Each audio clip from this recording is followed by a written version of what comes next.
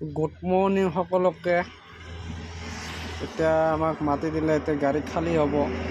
এতিয়া মই উঠিলোঁ, অলৰেডি ৰাতিপুৱা উঠিলোঁ। এতিয়া আমাৰ গাড়ী খালী হৈ আছে, ডিপ চিপ মাৰা হ'ল, এইটো খালী হৈ আছে। এতিয়া খালী হ'বই আৰু বেছি টাইম নাই। খালী হ'ল, অলৰেডি খালী হৈ গ'ল। এতিয়া আমি যাম এইটো ৰুমত চালান আনিব। চালানটো পালোঁ। এতিয়া আমি লাহে লাহে ওলাই আছোঁ বঙাইগাঁও যাওঁ কাৰণে। লাহে ধীৰে ওলাব লাগে, এইটো পূৰা গাড়ী লাগি আছে।